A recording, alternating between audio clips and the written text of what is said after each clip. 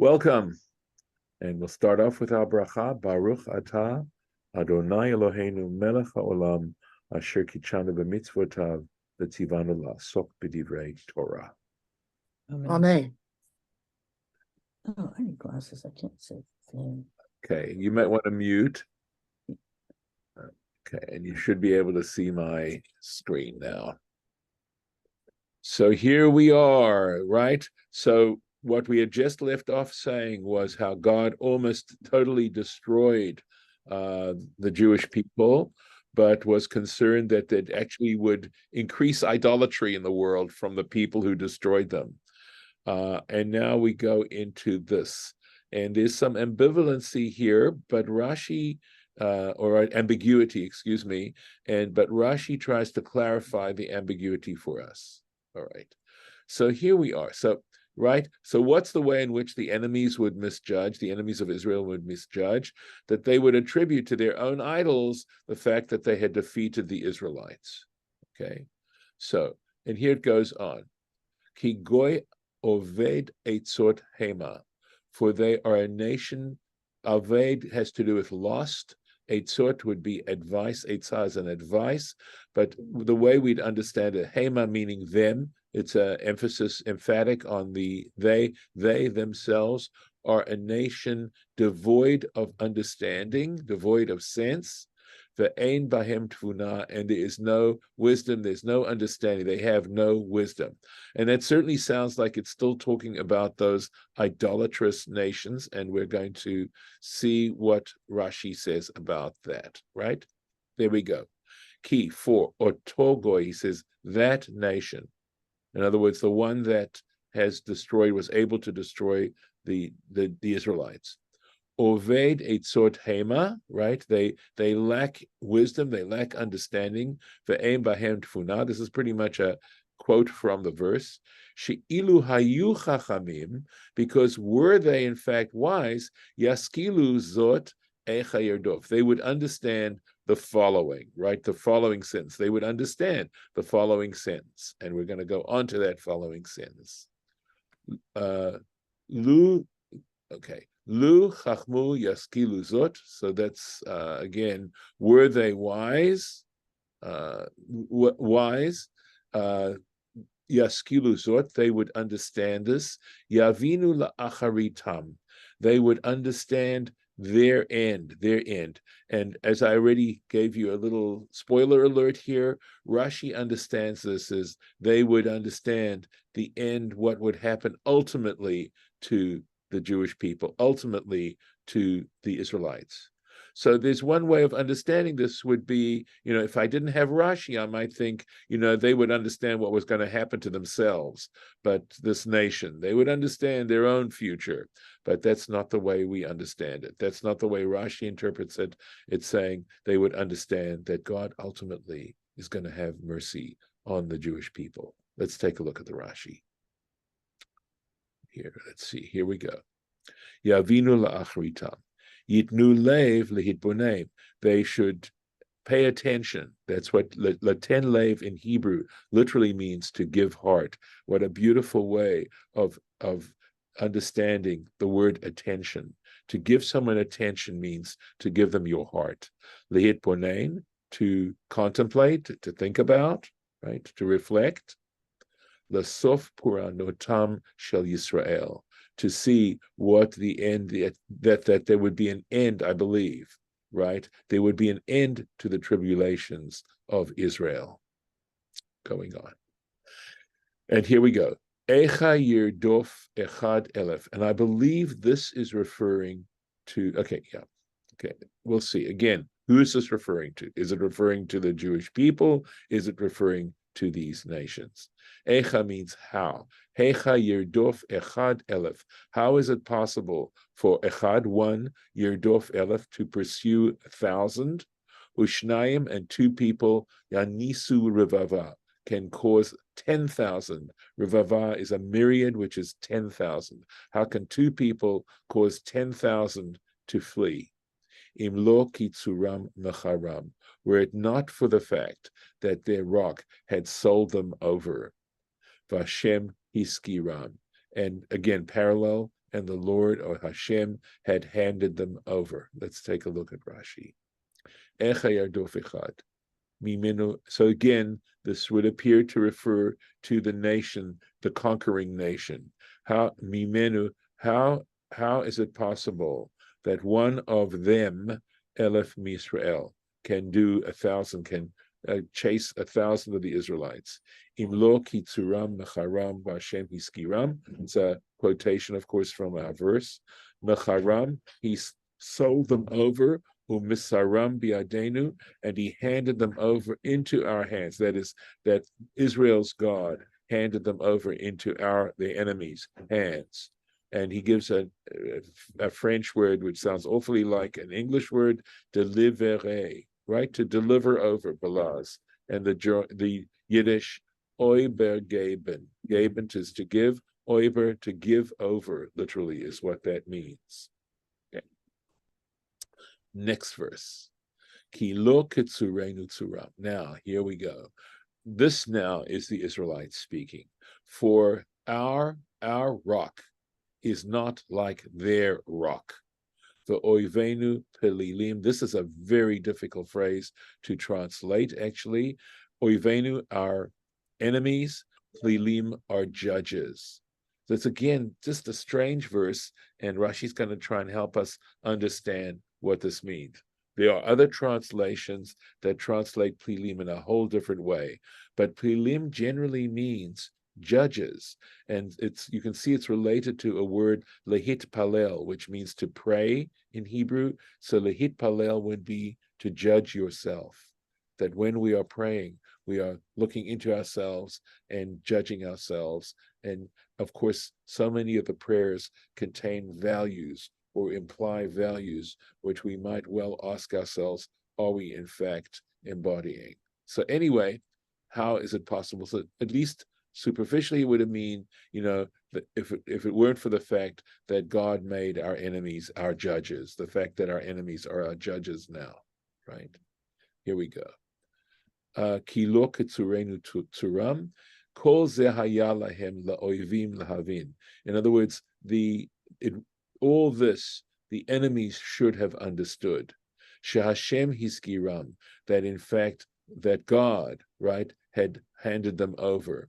V'lo lahem u'la'ilohem hanitzachon. And the victory really doesn't go to them or to their gods. Shehare adhena, because up until now, lo yuchlu klum Elohehem keneged tzurenu. Because frankly, up to now, their gods weren't capable of doing anything against our rock, our God. Ki lo ketzal enu salam. And he gives another Hebrew word, perhaps a more common word than sur, sela, meaning a rock, right? Because their rock is not like our rock is their rock. Their rock is not like our rock. Called sur sheba mikra, Rashi adds personally, he says, because every time you find the word the word sur in scripture, mikra, lashon sela, it has the meaning of a rock. Now we get into that wonderful little verse that's really a puzzle in some ways. For oivenu plelilim, right? And our enemies are judges. V'achshav oivenu shuftim otanu. And now, however, now our enemies are judging us. Sha'arei tsurenu mecharnu lahem, or mecharanu lahem, because our rock has sold us over to them. And so this is, it says shehare. There are other manuscripts that just say hare, indeed. So not that because our rock has sold us over to them, it just says indeed our rock sold us to them. Doesn't sound like a major change of understanding or meaning, but probably just the poetry involved going on. So that's how Rashi understands this. Going on. Ki migifen stom gafnam, for their vines are of the vines of Sodom, that wicked city, right? Umishadmot Amorah, and from the vineyards of Amorah, Anavemo, okay, Amorah, comma, and from the vineyards of Gomorrah, the twin city, right? Anavemu, right? Their grapes, inve rosh, are grapes of poison. Ashkolet, their clusters of grapes, merorot lamu, or the clusters of grapes are bitter to them. Again, who's this referring to? Rashi's going to let us know. Ki migefin stom gafnam. Musav lamala. So he says here, this is actually a continuation of what was mentioned way up above, right? Where it says, Amarti belibi afahem, where God says, I considered to destroy them entirely. And that, of course, is referring to the Israelites. V'ashbit zichram, and I will cause their memory to cease. Lefi shema'asehem ma'aseh stom v'amorah, because their behavior, their deeds, are like the deeds of Sodom and Gomorrah. So this is going back to the Israelites, and as God is reflecting on this whole terrible situation. Shadmot, so Shadmot, even though it's a shin, it's stei tvu'ah, means a field of produce. And he gives examples, Rashi gives examples from the prophet Habakkuk, chapter 3, Veshadmot lo asa ochel. There's what this looks like. And the fields did not make any food. Melachim bet Kaf Gimel, Kings, second book of Kings, chapter 23, Veshadmot Kidron, meaning in the fields of Kidron. Anve Rosh, or Inve, let's take a look quickly. Inve Rosh. It's still a challenge for me to read without vowels, right? It's the Inve Rosh. Asev Mar has to do with bitter. Mar is bitter herbs. Ashkolet merorot lamo, right? That's the quote from the verse. Mashke Mar, a bitter draught. Ra'ui lahem, they deserve. Lefi ma'asehem puranutam, according to their deeds are their tribulations. V'chein tirgem umkulus, and so we see in the Targum, in the Aramaic translation, the tushlemet ovdehon, right, and the recompense for their deeds, kamararut hon, is according to their, and here Mary means rebellion, according to their rebellion. There's this little footnote here where apparently there are other versions. So Kamara Ruton, is that what this says? Lefanenu says before us is Kamara Ruton, V'hakavana achati, and he's saying it has the same meaning. So I'm not really sure because Kamara Ruton. Oh, let's take a look, see if there's a difference in the we'll take a look at the actually, yeah, so there it's kamirarut on, but it's the same word, kamirarut on. So I must confess, at first I thought there was it looks like it's the same word from what I can tell. All right, well, okay, not certain what he was trying to say, what that footnote is trying to say. Going back into the text. Chamat taninim yenam, their wine is the venom of serpents, varush ptanim, and the, again, poison of vipers, achzar, cruel, the poison of cruel vipers. Describing this kind of behavior, the behavior that they were displaying. Chamat taninim yenam, their wine is the venom of serpents. Ketargumo, again he's saying that the onkelos is helpful. Here we go. Kaha kamarat taninaya kas puranoton. So there is a difference. Here's what it is. It's saying because their kas puranoton would mean the cup of their tribulation, or the cup of puranut would be, the consequences, the negative consequences, their punishment the cup of their punishment, but tribulations, is like the venom of serpents. So here's what so that's what this verse is really implying. Again, the quid pro quo. Hine kemerirut nachashim, behold, indeed, indeed,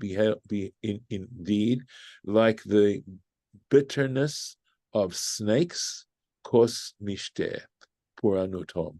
So he's translating into so I imagine that merirut here means the venom of snakes, the glass, the cup of their potion, the potion of their tribulations, their punishment, the punishment. Okay. Verosh patanim, same thing. Kosam shehu achzar linshroch. So again, kosam, I believe, means, so he's talking about their drink, their cup, because the viper is cruel in its biting, right, in attacking, and the metaphor meaning oyev achsari, a cruel enemy, yavo, will come, vayipara mehem, and will exact tribulation from them, exact punishment from them. Onwards. Halohu kamus imadi, indeed it is stored up with me, chatum beotzrotai, again, sealed up in my treasuries, meaning God has this, it's all set up. If they behave this way, this is what's going to happen. It is, I think it's a way of saying this is the inevitable consequence of such behavior. Again, Moses trying to ward off this. Halohu kamus imadi ketargumo. So he says again, look at how he's depending so much on the Aramaic translation on Onkelos. I think this is hinakem yishalem lahem mulam. I think that's what this is saying. Right. The avenger will pay for them their gmul, their recompense. V'yesh mefarshim, and there are those who explain v'shilem shem davar. Okay, so he's saying, let's see if there is this here. Nope. Hold on one second. Looking to see. Okay. V'shalem shem davar kamo v'shalom. So it's saying, so v'shalem looks like he's saying that it is a noun. Okay. Let me see. Oh, sorry. Saying I'm in the wrong verse. Please forgive me. I don't know how I did that. Okay, let's go back here. Verse 34. Halu kamus imadi. So he says, yeah, because ketargumo. Kisvurim heim sheshachachti. There we go. He says, just the way he interprets it, forgive me for that skipping there. So he says, they are of the opinion that I have forgotten Maasehem, their deeds. Again, talking about the Israelites, that God has forgotten and overlooked what they're doing, just forgotten about them. Kulam gnuzim. So it's their deeds. When it says this is all stored up with me, it refers to their evil deeds that God is not going to forget. It's all stored up. Yes. Kulam gnuzim, all of them are hidden away, ushmurim lefanai, and they're guarded before me. All these acts that they committed. Halohu, indeed, it pri gefanam, the fruit of their vines, utvuat shadmotam, and the produce of their fields, kamus imadi, is stored up with me, right, is hidden away with me. And again, when we're talking about the fruit of their vines, etc., we're in this case talking about the fruit of their behavior, the fruit of their acts. And that is going to be where I'm going to stop today. Put it in. Sorry about the mistake there. Let's do this. I'll put this here. And with God's help, I'm going to see, hopefully, we will complete this tomorrow. And I'm going to stop the share and stop the recording.